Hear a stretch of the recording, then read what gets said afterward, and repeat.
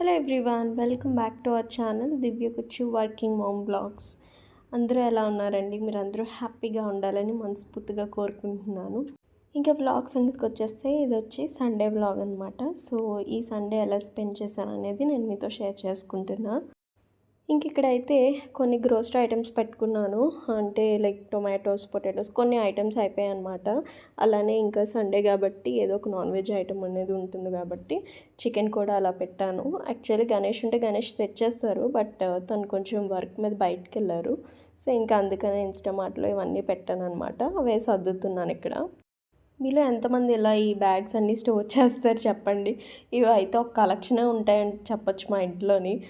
వచ్చిన ప్రతి బ్యాగ్ గణేష్ అయితే నీట్గా ఫోల్డ్ చేసి మరీ స్టోర్ చేస్తారు. నేనైనా కొన్ని పారేస్తానేమో కానీ గణేష్ అసలు ఒప్పుకోరు. అండ్ ఇవే నేను పెట్టిన ఐటమ్స్ అనమాట. అంటే కొన్ని నాకు కావాల్సినంత వరకు పెట్టుకున్నాను. మళ్ళీ గణేష్ వచ్చాక మార్కెట్కి వెళ్ళొచ్చు అని చెప్పి. ఇంక ఇవైతే పీస్ అనమాట. సో ఇవి తెచ్చి ఒక 2 వీక్స్ అవుతుంది అనుకుంటా.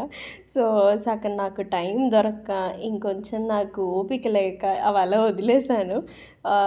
కర్రీ చేసినప్పుడల్లా కొంచెం కొంచెం తీసుకోవడం, యూజ్ చేసుకోవడం, మళ్ళీ మిగిలినవి ఆ పక్కన పెట్టేయడం.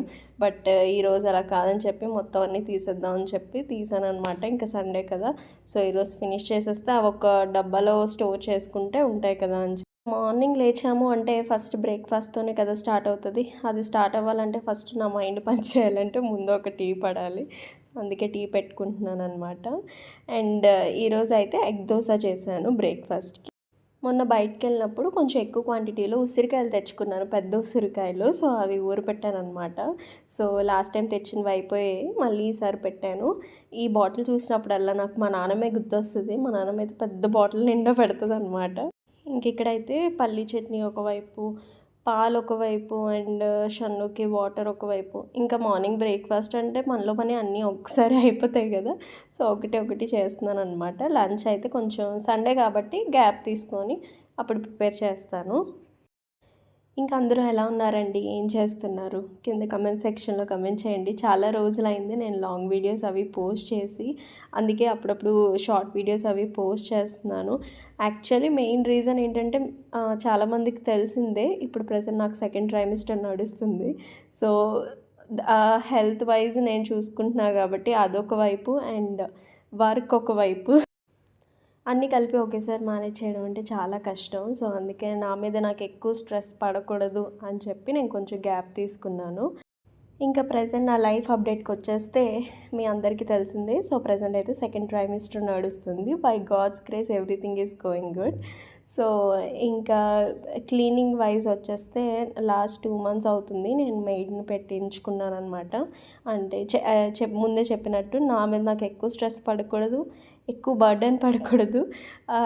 ఇంతకు ముందంటే షన్ను పుట్టక ముందు వేరు, ఇప్పుడు షన్ను కూడా ఉన్నాడు, వర్క్ ఉంది, అలానే హౌస్ని చూసుకోవాలి, అన్నీ చూసుకోవాలంటే కొంచెం కష్టమే. సో అందుకని ఎక్కువ నేను స్ట్రెస్ తీసుకోకూడదని చెప్పి నేను పెట్టించుకున్నాను. సో నాకు ఆ క్లీనింగ్ వైజ్ అయితే కొంచెం బర్డెన్ అయితే తగ్గింది. సో మిగిలిన ఎంత వాళ్ళు క్లీన్ చేసి వెళ్ళినా సరే మన చేతులు ఊరికే ఉండవు కదా, ఏవో ఒక డస్టింగ్ అనో ఇదనో ఏవో ఒకటి చేస్తూ ఉంటాం కదా, అది కామన్. ఎనీవే, సో ఆ క్లీనింగ్ వైజ్ అయితే కొంచెం వర్క్ అయితే తగ్గిందని చెప్పచ్చు. అండ్ హెల్త్ వైజ్ అయితే కొంచెం పర్లేదు, ఇప్పుడు బాగానే ఉంది. ఫ్యూ డేస్ బ్యాక్ కొంచెం సిక్ అయ్యాను, బట్ ఇప్పుడు fine, I'm totally fine now. And yes, ఇంకొక ఫ్యూ మంత్స్ వెయిట్ చేయాలి. ఫ్యూ మంత్స్ తర్వాత ఎవరు వస్తారో తెలీదు, బట్ ఎవరు వచ్చినా సరే మాకు హ్యాపీయే అనమాట. సో మీ అందరి బ్లెస్సింగ్స్ ఉండాలని మనస్ఫూర్తిగా కోరుకుంటున్నాను. అండ్ ఇంకా ప్రెగ్నెన్సీ రిలేటెడ్ మీకు ఏమైనా టిప్స్ తెలిసినా, ఆర్ ఎల్స్ మీరు ఏమైనా షేర్ చేయాలనుకున్నా, లేదా నన్ను ఏమైనా అడగాలనుకున్నా, స్కాన్స్ ఆర్ ఎనీథింగ్ రిలేటెడ్, తప్పకుండా కామెంట్ సెక్షన్లో కామెంట్ చేయండి. సో దట్ మీ వల్ల చాలామందికి తెలుస్తుంది, అలానే నాకు తెలిసింది నేను కూడా షేర్ చేసుకుంటాను. ఇంకా బ్లాగ్లోకి వెళ్ళిపోతే బ్రేక్ఫాస్ట్ అంతా అయిపోయిన తర్వాత కొంచెం రిలాక్స్ అయ్యాక షన్నుకి బాత్ చేంజ్ చేశాను. తర్వాత నేను కూడా కొంచెం ఫ్రెష్ అప్ అయిపోయాను. సో ఇంతకు ముందు సండే లైట్ తీసుకునే వాళ్ళం, బట్ ఈసారి అలా కాదు. ఫ్యూ మంత్స్ నుంచి కొంచెం షెడ్యూల్ అది మార్చేశాను. ఇంకా నాకు ఇంట్లో ఏదైనా ఒక పాజిటివ్ వైబ్ని, లేదా నేను డల్గా ఉన్నప్పుడు నా మూడ్ని యాక్టివ్ చేసేవి ఏవైనా ఉన్నాయి అంటే అవి ప్లాంట్స్. పాత హౌస్లో ఉండేటప్పుడు ఎన్ని మొక్కలు పెంచామో అవన్నీ ఇప్పుడు లేవు. చాలా వరకు అందులో చనిపోయాయి, చాలా వరకు పోయాయి. సో ఇక్కడికి వచ్చిన తర్వాత ప్లాంట్స్ అనేవి అసలు టచ్ చేయలేదన్నమాట మేము. ఎందుకంటే ఇక్కడ బయట పెట్టుకోవడానికి ప్లేస్ అంటూ లేదు. పెట్టుకుంటే ఇండోర్ ప్లాంట్స్ ఏవైనా పెంచాలి. కొన్ని మొక్కలు మాత్రమే ఉన్నాయి, చాలా వరకు లేవన్నమాట. సో అవి చూసినప్పుడల్లా నాకు అనిపిస్తుంది, అబ్బా ఎన్ని ప్లాంట్స్ ఉండేవి ఇక్కడికి వచ్చాక ఏవి లేవు అని. సో ఈ ట్రైమిస్టర్ స్టార్ట్ అయినప్పుడు గణేష్ అడిగారు అనమాట, నీకు ఏ గిఫ్ట్ కావాలి చెప్పు అని. నేను ఒకటే చెప్పా, నాకు కొంటే ఏమైనా కొన్ని ప్లాన్స్ కొనేసి ఇవ్వు అని చెప్పి.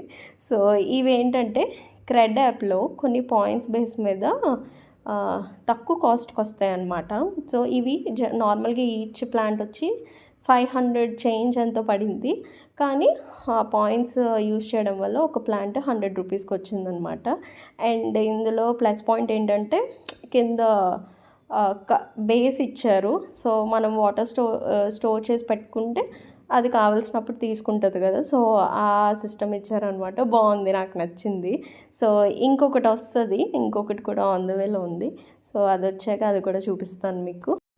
ఇక్కడైతే చికెన్ తెప్పించానని చెప్పాను కదా. సో నేను యాక్చువల్లీ చికెన్ కర్రీ కట్ పెట్టాను. కొంచెం చిన్న పీసెస్ అంటే మీడియం పీసెస్ ఇస్తాడు అనుకున్నాను, కానీ కొంచెం పెద్ద పీసెసే ఇచ్చాడు. ఇక్కడ నార్మల్గా గణేష్ అయితే ఇక్కడ మాకు షాప్ నియర్ బైలోనే ఉంటుంది. అక్కడ మంచిగా కర్రీ కట్ అడిగితే చిన్న పీసెస్ కొట్టేసి ఇస్తారనమాట. బాగుంటుంది. సో ఇవి కొంచెం పెద్దగా వచ్చాయి, but it's fine. Actually curry చేద్దాం అనుకున్నాను, కానీ పాలకూర నా దగ్గర దగ్గర 4 కట్టల వరకు ఉన్నాయి. సో అవి ఇంకా అలా ఉంటే వేస్ట్ అయిపోతాయని చెప్పి పాలకూర చికెన్ ఈరోజు చేశాను అనమాట. సో బాగా వచ్చింది యాక్చువల్లీ. నేనైతే పాలకూర చికెన్ ఇదే ఫస్ట్ టైం చేయడం. ఇది మా డాడీ రెసిపీ. సో డాడీకి కాల్ చేసి అడిగి తెలుసుకొని చేశాను అనమాట. ఎవరైనా మమ్మీ అక్క చెల్లెలు వాళ్ళ దగ్గర తెలుసుకొని చేస్తారు. నేనంతా కొంచెం రివర్స్ అనమాట. సో నాకు నాన్ వెజ్ రిలేటెడ్ ఏమైనా కావాలి అంటే మాత్రం మా డాడీకి కాల్ చేస్తాను. సో డాడీ అయితే నాన్ వెజ్లోనే ఎక్స్పర్ట్ అనమాట. సో అందుకనే. అండ్ రెసిపీ అయితే చాలా సింపుల్. చికెన్ కర్రీ ఎలా చేస్తామో అంతవరకు చేసేసి లాస్ట్లోని పాలకూర, వాష్ చేసిన పాలకూర వేసేయడమే అనమాట. అది వేసి కొంచెం సేపు మగ్గించుకుంటే అంతే, అయిపోద్ది curry. Very simple and very టేస్టీగా వస్తుంది. టొమాటో అయితే వేయను అనమాట. అంటే టొమాటో పాలకూర మిక్స్ చేసి తినకూడదు అంటారు. సో అందుకని టొమాటో యూస్ చేయను. పాలకూర కర్రీ ఏదైనా, పాలకూర రిలేటెడ్ ఏది చేసినా సరే. సో ఏంటంటే కిడ్నీలో స్టోన్స్ ప్రాబ్లం ఉంటుంది కదా, వాళ్ళు ఎక్కువ ఈ టొమాటో మిక్స్ విత్ పాలకూర కర్రీ తినకూడదు అని చెప్తారు. ఇంతేనండి. వ్లాగ్ మీకు నచ్చినట్టయితే లైక్ చేయండి, షేర్ చేయండి అండ్ సబ్స్క్రైబ్ చేయడం అస్సలు మర్చిపోవద్దు. అండ్ ఇక్కడ నుంచి వ్లాగ్స్ పెట్టడానికి నేను మ్యాక్సిమం ట్రై చేస్తాను. అలానే మీరు కూడా ఒక లైక్ ఇచ్చి కింద ఒక కామెంట్ చేస్తే నాకు చాలా హ్యాపీగా అండ్ బూస్టింగ్గా అనిపిస్తుంది. సో ఇంకా నేను వీడియోస్ పెట్టాలి అన్న ఇంట్రెస్ట్ వస్తుంది అనమాట. So thanks for watching.